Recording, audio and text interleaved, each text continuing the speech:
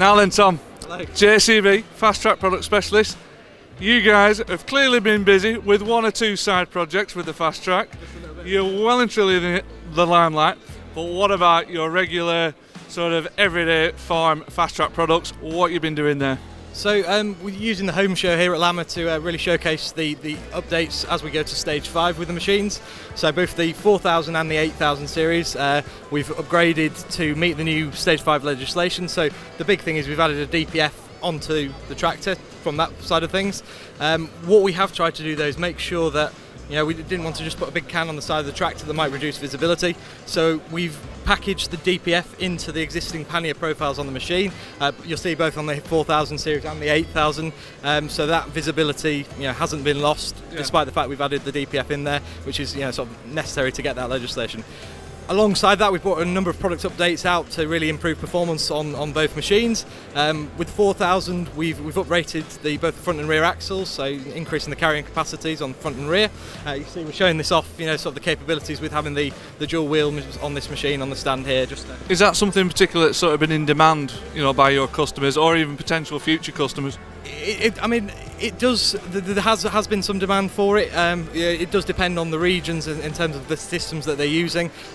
Really, we've used it as an opportunity here to showcase the capability of it. If people want to take that going forwards, and we've seen a lot of interest, particularly sort of online when we put some of the photos of this machine up. Certainly, gathered a lot of interest. It looks apart, doesn't it? Yeah, it does, and it just draws people in, and then we can really highlight the improvements we've made to the machines. Again, on the 4000 as well, we've upped the hydraulic flow, so we've gone up to 195 litres per minute. So we found there was more and more complex bits of kit that people wanted to put and use this versatile machine with. So we've upped the hydraulic flow to meet those demands. And then there's a number of other sort of optional features that we've added in to sort of just add in as a little sweetener with the stage 5 machines as well. Nice. And then the bigger brother, the 8000 series. What have you been up to there? So building on the success that we found with the 4000 series with the advanced suspension, we've carried that across now onto the 8000 as well. So the comfort has increased significantly, and it was already the most comfortable tractor on the market to sit in.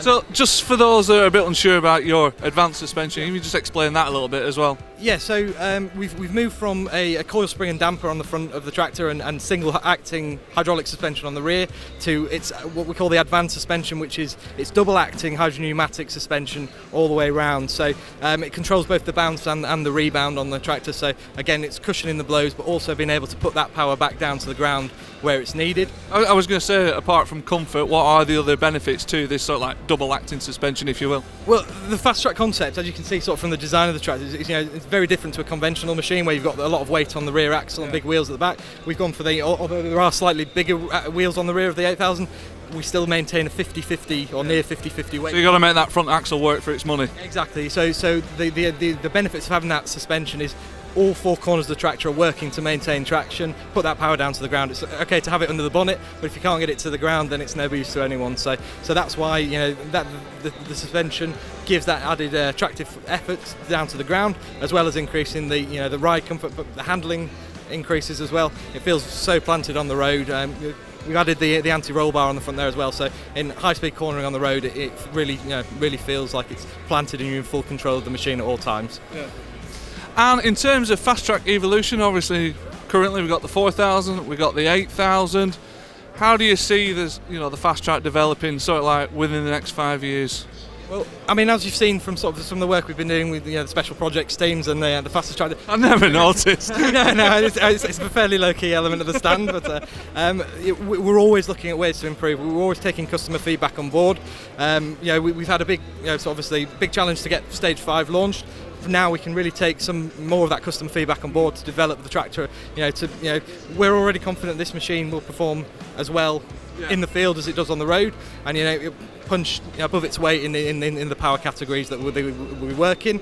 But obviously we need to take that and take it to the next level, take feedback from the current Fastrac customers and get into people, maybe find out why they haven't considered Fastrac in the past and how we can get into them going forward. But other than that, you have to watch this space as to what we're doing over the next 5 years. And just out of interest, with the World's Fastest Tractor project, is there much that you can actually learn from that and apply to, your regular agri fast tracks? So I mean, the big thing with projects like that, first of all, it's a fantastic opportunity to showcase what a British engineering company can do. But there's been a young team of graduate engineers and sort of existing engineers within JCB that worked on that. Even down to the basics of being able to solve a problem. Right, we've got to get it down to this weight. We've got to get it to do this speed. That's all building skills within the team at JCB that can help us take projects going forward. I'm sure, like you'll see in sort of, if you look at motorsport and how that can trickle down to the car industry, there'll be learnings that we've got from the project that I'm sure will work their way. I don't think we're going to be seeing any of the current models doing 150 miles an hour anytime soon. But if you look at the complexity of some of the turbo systems and the cooling packs on that machine, it's all learning for our young engineers coming up that will help them take the products forward going into the future. Perfect, thank you very much, Tom, and happy 75th anniversary to JCB as well. Thank you very much.